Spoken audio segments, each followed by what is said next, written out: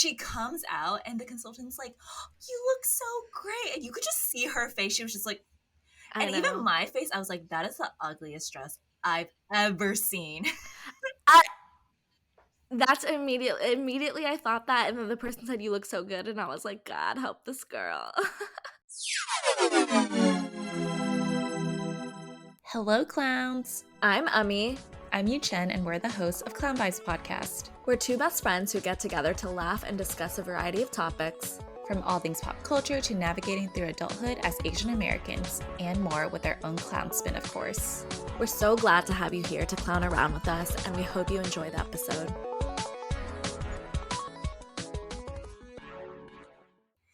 Hello, Clown Vibes.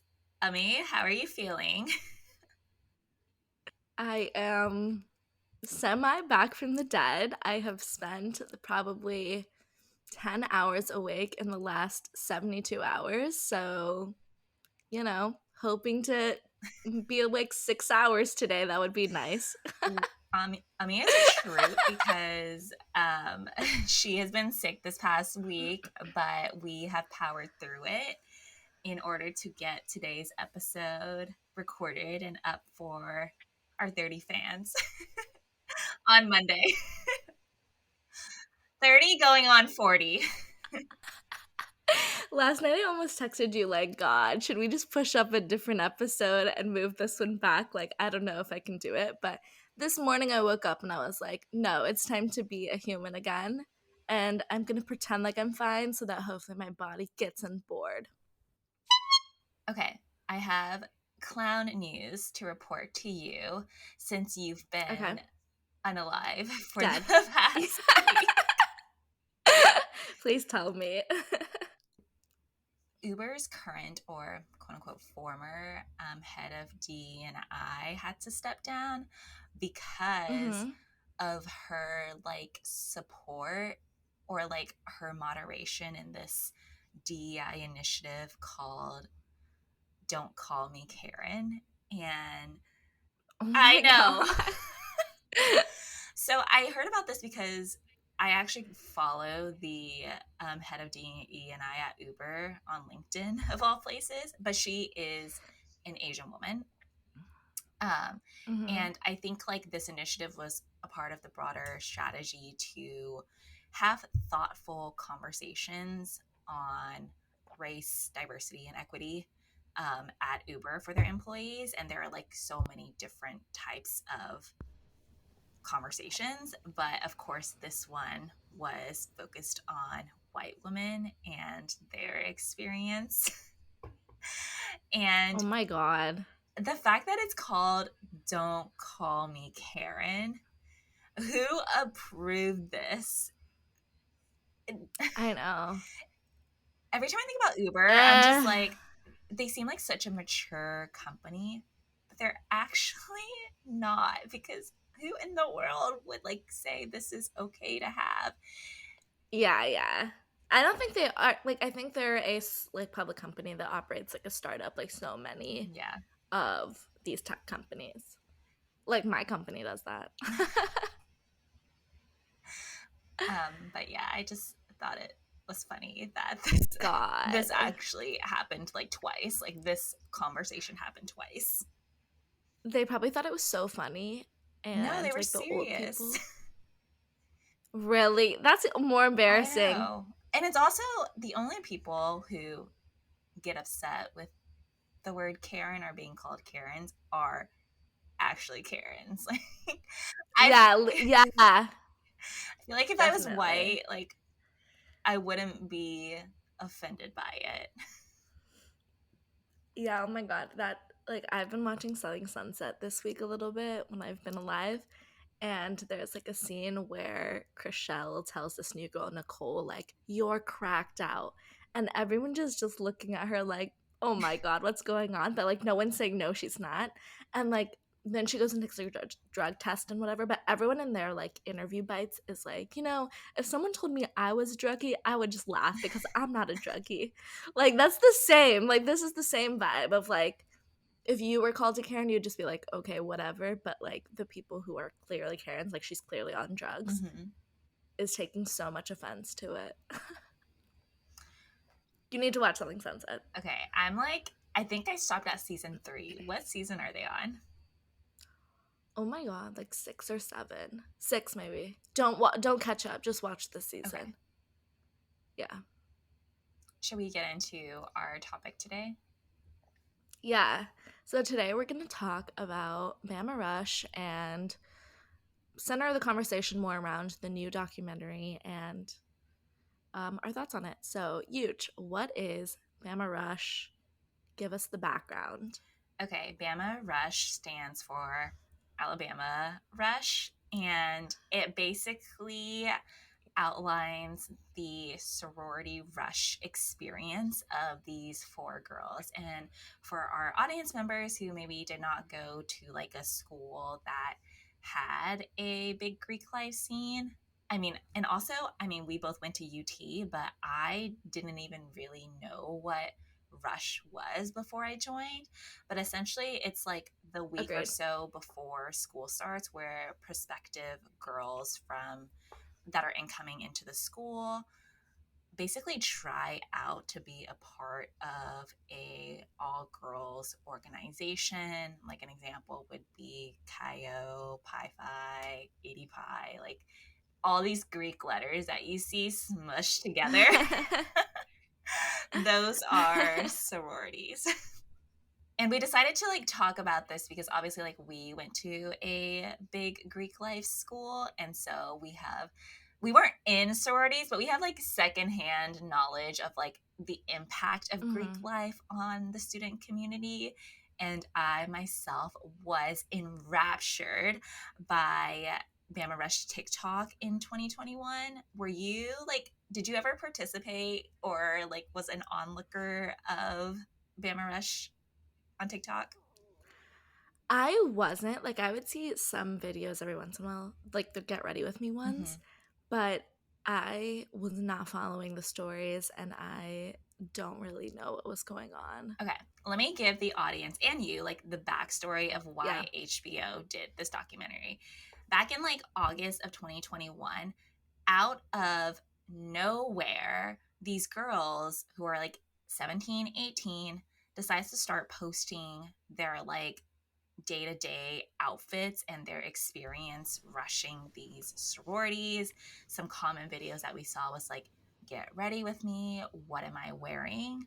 And it just like became such an internet sensation. I remember me and Pee were in like a deep hole watching these videos for like 3 hours straight. I was actually unwell. I only did like season 1 of Bama Rush in 2021. When it came back in 2022, I was like, I can't do this. My mind is like rotting. But I remember I was like so obsessed with Find You. I think that is the sorority that was like super popular. But there's this one girl, I don't even know her name. Her videos became like super popular. She wasn't a prospective like rushie, but she was actually in one of the sororities, and she had short hair and her outfits were just so cute. And I think what like people loved about Bama Rush, like the original TikTok trend, was it just gave everyone a glimpse into what was like a very not exclusive, but like closed door type of experience that you would only kind of understand or know if you actually participated in. But because like TikTok is open to like such a wide audience, everyone got to kind of like experience that for the first time. It was like opening the blinds a little bit. Which is kind of like what HBO really wanted to do, and we'll kind of get into it. But in any case, the documentary follows these 4 prospective rushies, or what do they call it? PNMs. Potential new members. And of course, like they picked the school like Alabama because Alabama has like one of quote unquote like the biggest and most competitive rush experience. But yeah, let's get into it. So, I mean, you watched the documentary. What were your like first impressions? Okay, I think like the documentary started off being like, oh, okay, this is going to be interesting. Like they set it up pretty well. And then maybe like 20, 30 minutes, I was like, where's this going? And then I think that there was never any real plot. I feel like they jumped around to so many different things that I think I heard like so many buzzwords, Mm-hmm. like whatever buzzwords are for Bama Rush, but I never understood a single thing. Except for the director has alopecia. That's like the only thing that is stuck in my mind.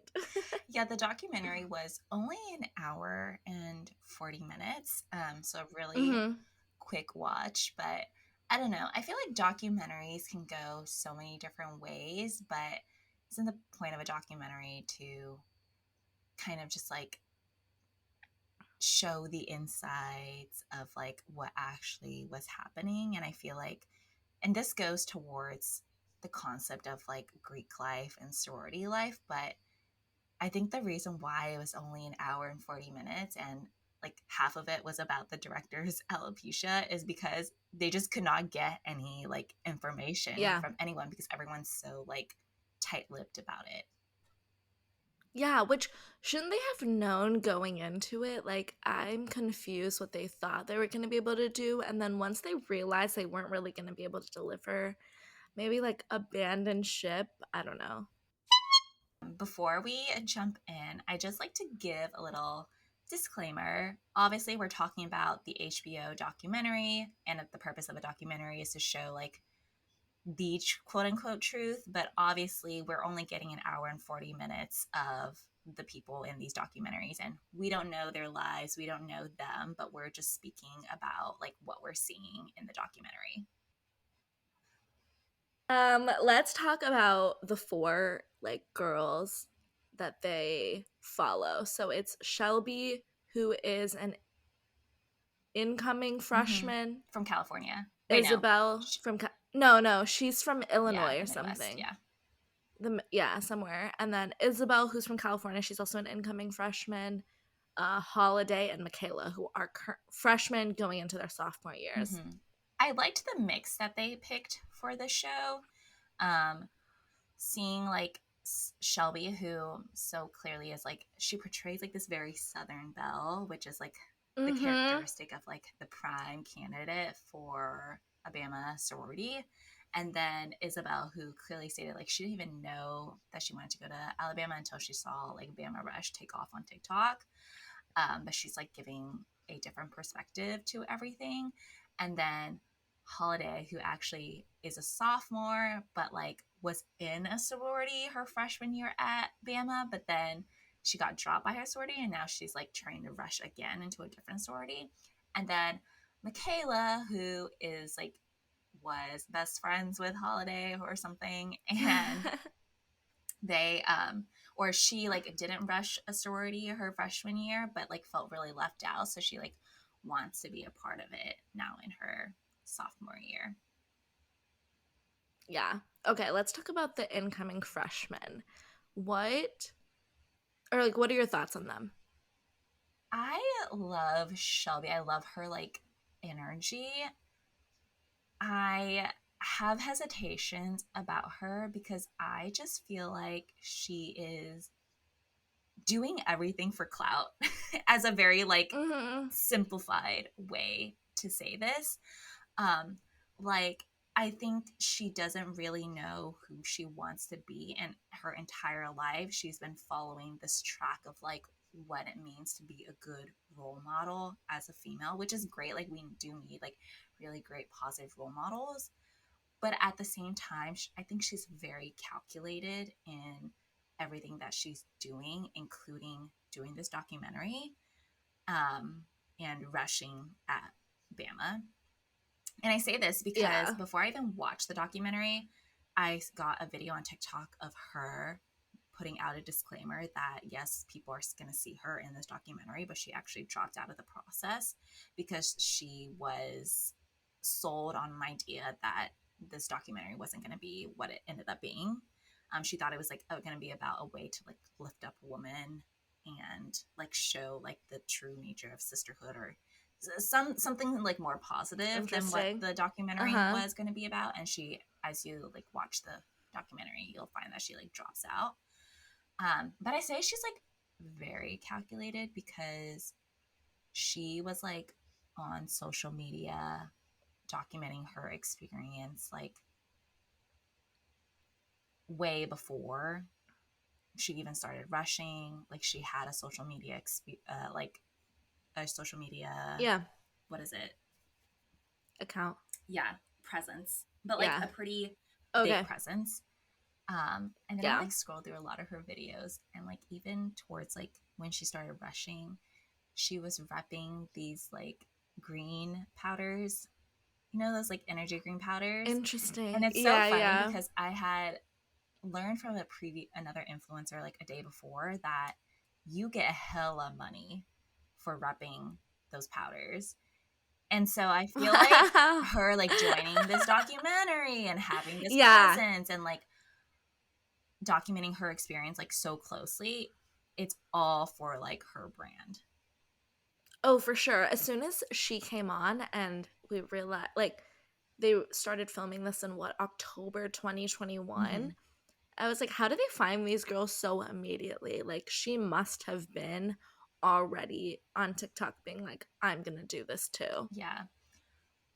What did you, well, and she's like a really strong contrast to Isabel. Like, what did you think about Isabel? Mm-hmm. I honestly like felt really sad for Isabel. Like one part that really stands out to me is when she's saying like my friends know one side of me, my Yeah. family loves a different side of me, and I just want to be in a group that like knows all sides of me and loves me. And that is heartbreaking and also such high expectations to put on an organization that you really don't know anything about. Well, First of all, you don't know which house you're going to get into. Second of all, like, that's, I don't know, it's just a lot. what's clownish is I'm just like, why did, if that's the case, why do you think a sorority is going to have a bunch of Yeah. girls who will love you for who you are? If anything, girls are so mean, especially during college. Yeah. And, like, you can really tell that she got just such a glorified version of these sororities through Bama Rush TikTok. And she says she goes to, or she wants to go to Alabama just Mm-hmm. because of Bama Rush TikTok. Like, that's not real. And it made me really sad. Also, the fact that she was working with a Rush consultant, I never Yes. knew that that existed. I was shook by the fact that it's a thing. Okay. And I don't know, Wait, I just felt really explain sad to for the her. audience, like, what is a rush consultant? Okay, so basically, like, you know, a college consultant that helps you get into college, there's an equivalent for Rush. So there's a Rush consultant that helps you, like, or I guess practice for rushing and gives you tips and tricks on, like, how to be a good rushie so that you can hopefully get into the like house you want to get into. So I guess they talk about like what not to talk about, like how to present yourself. And that in itself is already like you're putting on a front. Like, how are they going to like you for you if you're not, you know, being true to who you are? I think the whole, I love how they not I love, but like, I do love how they interviewed so many rush consultants, because Uh it huh. shows like how serious some people take this process. But what the documentary doesn't really explain is that there's a lot of biases that goes into the process. It's not a fair process. First of all, pretty privilege exists in the real Yeah. world, but it is like magnified in the rush experience, whether you're at Bama or somewhere else like UT. Mm-hmm. Like in the documentary, they do a good job at explaining like the types of women that they're looking for, and it's pretty and wealthy. And even like our friend who was in a sorority and went through Rush at UT, like basically confirmed that like they do ask about Yeah. like your family background, and the consultants even confirm like they will look you up and look up your family. Yeah. Yeah, it adds such an icky layer to everything. And these are grown women who are like, this is their job. Mm-hmm. Which I think is so wild. And they take you And also, shopping. like, I don't know if that was just for the show yeah. though. Yeah, who knows? You know what? I wouldn't put it past them. Like, I think it just adds such a weird layer. Like, these people are so stuck in their sorority days. And it's just a lot. I don't know. That was really shocking to me. Isabel's whole story is really sad. Like, a lot of aspects are really sad. And in a way, I feel like she was maybe a little bit exploited by this documentary, having to share it. I felt really sad after watching the documentary too. I mean, we texted about it, but I like went on her TikTok and I think she's feeling really positive about it. So I don't know if it's Okay, just like good. us being so removed from the sorority Mm-hmm. experience, but like we have a completely different view of like Greek life than I think what Yeah. those who are in it right now have. And I think it's just like such an interesting dynamic, especially the next two girls. I think we should talk about them together, about Holiday and Michaela. Their stories made me sad because when they first Yeah. started like showing them together, the first thing that came into my mind was like, they already found sisterhood. Like, isn't this the whole Mm-hmm. point of rushing sorority, is like finding friends that Good like girlfriends. are actually love you for who you are, and yet they don't see that. And even like throughout the documentary you find out that they go through like a little friendship breakup, which is really sad to witness. Heartbreaking. Yeah. Yeah. And like their stories, I guess, especially holidays of like getting kicked out. I have seen so many stories like that on TikTok where it's kind of just like if whoever kind of in charge of the sorority doesn't really like you, then like any minor infraction, you're out. Mm-hmm. But there are obviously so many other girls doing the same things, and it's fine because it is really hard to police like what 300 girls. And their rules are so dumb. Like, remember, it was like, Yeah. can't leave the house with wet hair, or you have to have like two out of the three things done, like your hair, your makeup, or your outfit. It's just like, Mhm. it's not that Mhm. serious. And like, for what? Yeah.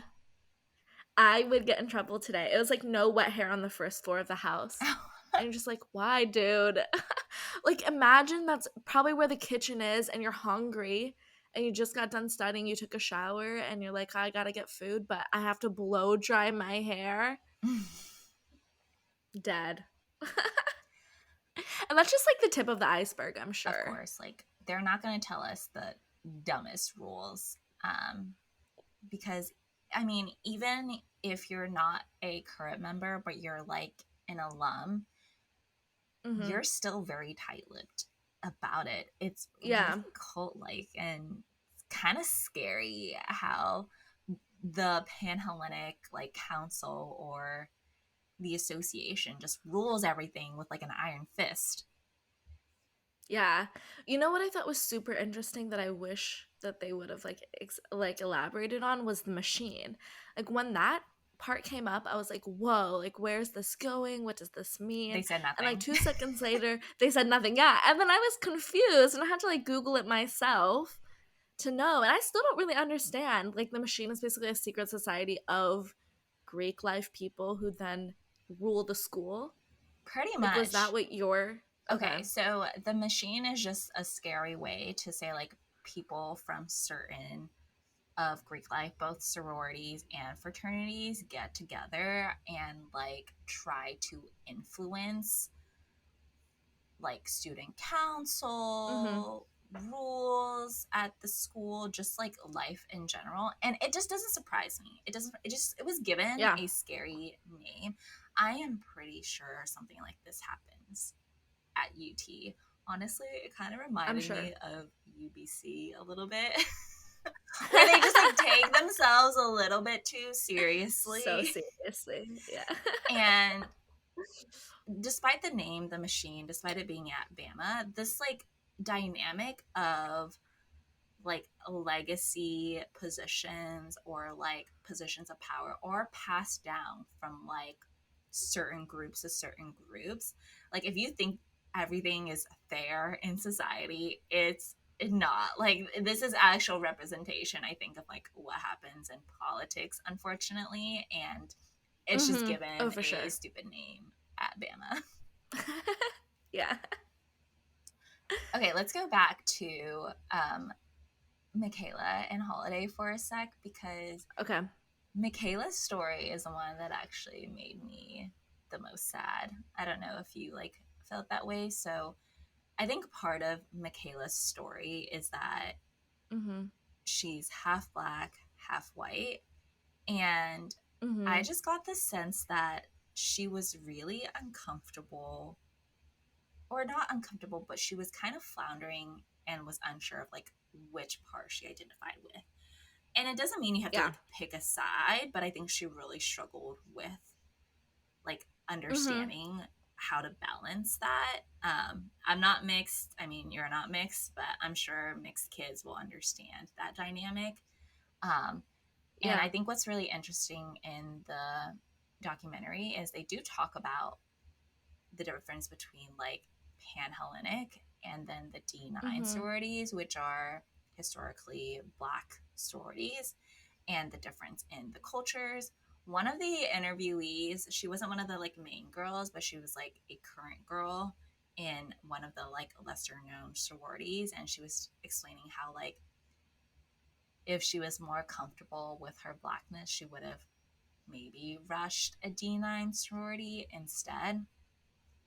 And Yeah. it just like goes back to the concept of these girls just want to fit in. Like at such a critical Mm-hmm. point in their life, they're just looking for ways to fit in. But it's actually really sad that there's only so many personalities that you can adopt during this like pivotal time in your life. It's either D9 or Panhellenic, or I guess you like don't rush, Mm-hmm. but then you're off to like fend for yourself for friends. I don't know. It just like Yeah. people are more complex than that, is like where my head was at when I heard this. For sure. And you're like so young having to make these decisions, and it's a lot. And Rush starts before Rush starts. Like it starts in the summer, and if you don't know that, like you're already behind. Mm-hmm. And that's already like very overwhelming.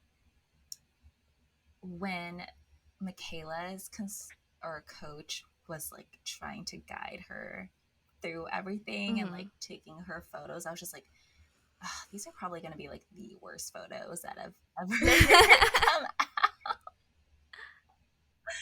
Yeah.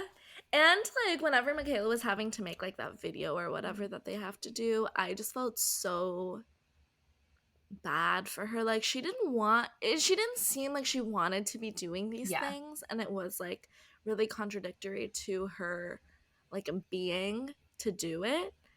But like she was doing it because she wanted to fit in so much. And it wasn't who she was. Like And I wanted to yeah. scream at the like TV, like this isn't you. Like the her whole scene of Mhm. like getting dressed by her consultant, Oh she yeah. comes out and the consultant's like, oh, you look so great, and you could just see her I face. She was know. just like, and even my face, I was like, that is the ugliest dress I've ever I seen.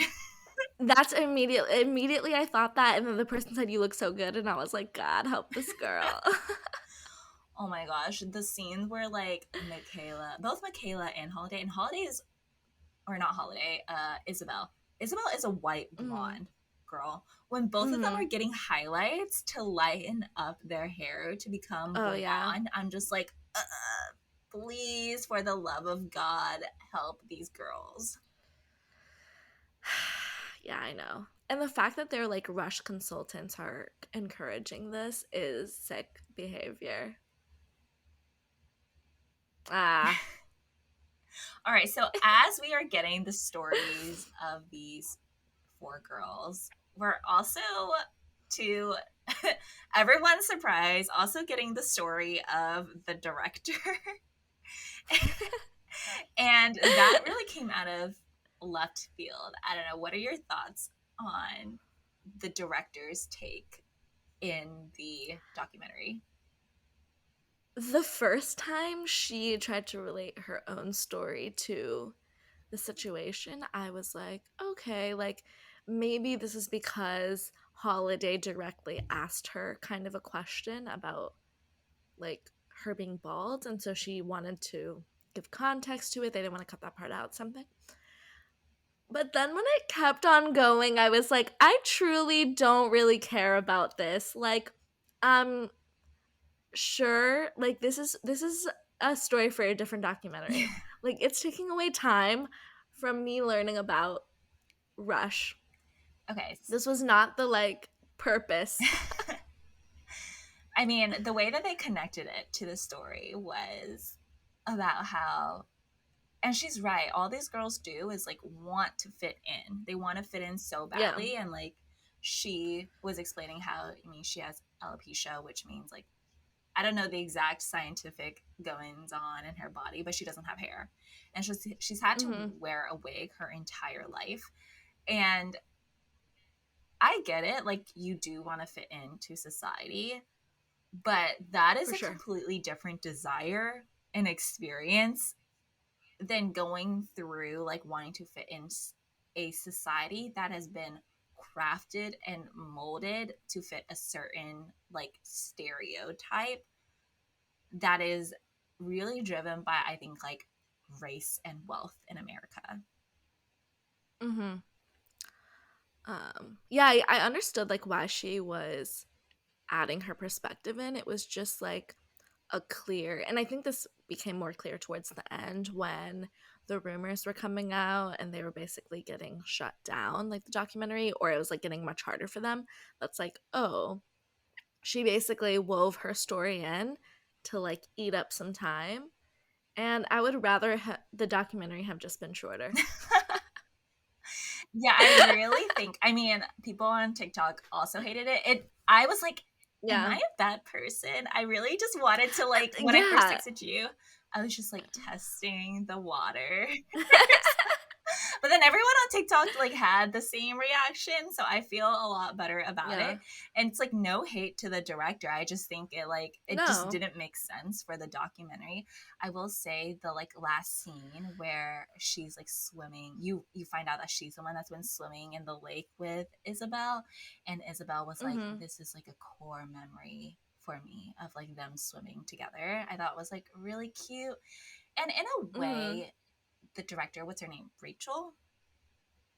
Yeah. She like does become this like mentor to this girl that I Mm-hmm. think they actually really need in their lives. And that's actually the intention of a sorority, is to provide you sisters that will help like lift you up and guide you through life. And I mean, we know this about like Greek life, but that's not really always the case when you're given a big, or Mm-hmm.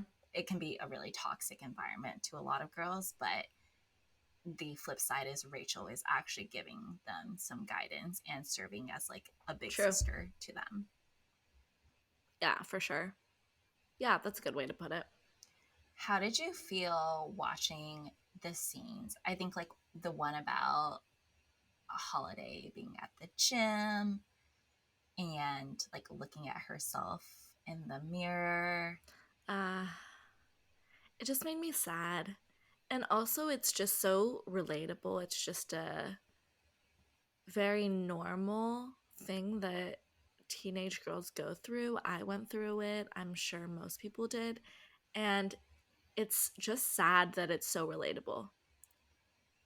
And so tied to like their rush experience as well. I mean, I'm sure the girls like feel the Mm-hmm. same way, but like part of being in a sorority is you have to keep up with your appearances. And I hate that Yeah. there's so much pressure with like the concept of being accepted into their sorority and what they look like.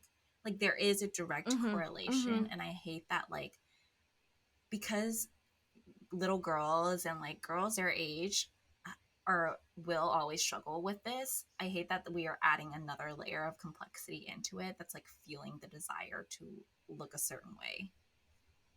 Yeah.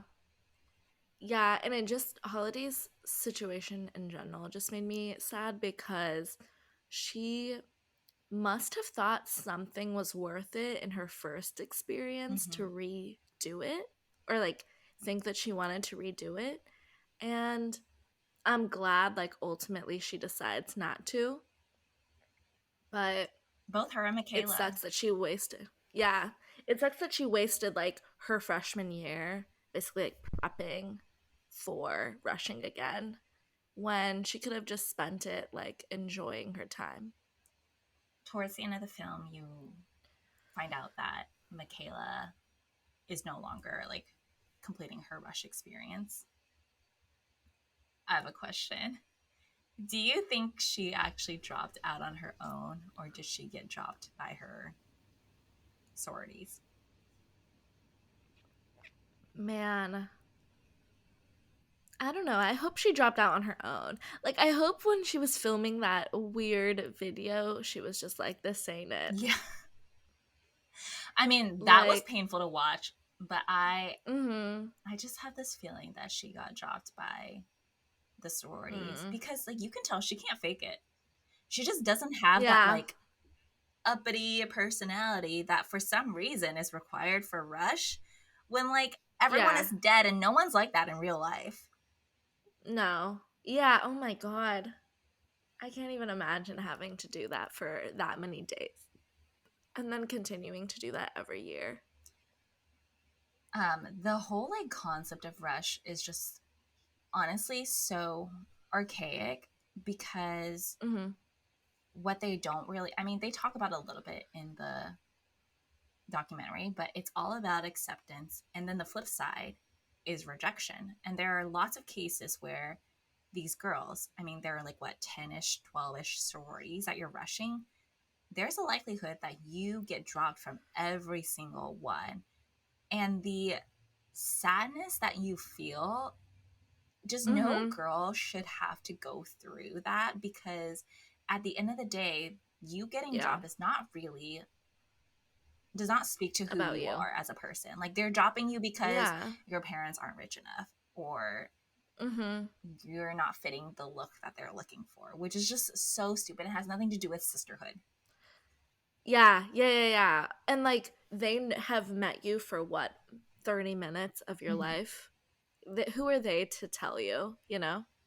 And we Uh, asked like one of our friends who went through this at UT, and didn't she say she like because she didn't really know about what the rush experience was like, she didn't know that there were like different tiers and mm-hmm. that they would just drop you on the first day without even like really giving you a chance, like without talking to you. And there are specific rules about rush. Like it is regulated to some extent and you're supposed to give every girl a chance, but some sororities will decide to take the fine instead because I don't know, they're elitist and Yeah. Pretty much. There's no other they would just way. take the fine and not talk to you. Yeah. That's just like, just talk to them. I don't know. That is sick. Sick behavior. Clown behavior. And the last point that I do want to make as I was like watching this is obviously like these concepts of like social classes, wealth and beauty and acceptance, we're speaking about it in the confines of like Greek life. But this Mm-hmm. happens like all throughout society and it's just played out in Yeah. a very like strange bubble. But these like themes that we're talking about, like acceptance, like beauty standards, Mm-hmm. races, and the like hierarchy between social classes, it exists like at the school, it exists like in their state, it exists like in our nation.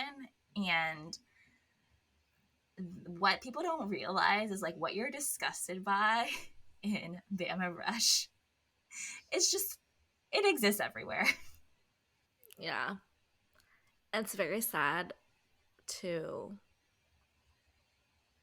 I guess, like realize that. I mean, we've known, but it's easy to watch this and be like, oh my God, that's so wild. And then if you think about it for like 2 minutes, you're like, ah, that's just life. Yeah, like as we were watching this, I mean, we talked about it a little bit afterwards, but it's very eerily similar to Mm-hmm. recruiting for a company. Um, I mean, Yeah. we talk about pretty privilege, like with work, but also with just life in general. People who are more put together and look a certain Mm-hmm. way based on the like beauty standard that men have dictated get Yeah. more benefits in life. And if you're more upbeat, like you are seen as having like a fun personality, that also takes you really far. And it doesn't actually like mean anything, right? Like you could be more subdued Mm-hmm. and like still be fun, but you're not, that's not the like what society equates as having a fun personality. Before we wrap this up, would you let your daughter ever rush a sorority? Oh god. Probably not. I think like being Indian, like it would be extra hard, right? It would be like you're going through the normal judgment, but then plus you're not white. So that's just like an added layer. So I probably wouldn't. Maybe if I were white, potentially, but still probably not. Also, I don't want to pay for it. It's so expensive. Yeah. Like so expensive. So I just don't think I would. I would be like Russia business frat. I was in a business frat. And I think I did learn a lot of valuable skills from that that were applicable to life, but in a more like controlled environment that wasn't as toxic. Well, it was pretty toxic, but not in the same ways. Would you let your daughter rush? I feel like my parenting style, I mean, I say this now without any kids, but I would want to like let them choose their own path. Yeah. Um, if it was at like a big 12 school, maybe not. Like I wouldn't like really want to support that, but if they were Mm-hmm. insistent, then yes. But it's not like my background would get them into a sorority. Yeah. So maybe they won't Yeah. get into Like, one anyways. yeah, I just would be scared. Like, obviously, if they wanted to do it, it'd be like, sure, you can do it. But, like, I would like you to know that there are many risks involved with this. And then also, you have to pay for it yourself somehow. Get a Like, job. I'm not shelling out double tuition so that you can be in a sorority. Thanks so much for listening. You can follow us on all social media at Clown Vibes Podcast or email us at clownvibespodcast@gmail.com. And if you like our show and want to support us, please like, subscribe, and give us a rating and review. That's it for today. Bye, Bye, clowns. clowns.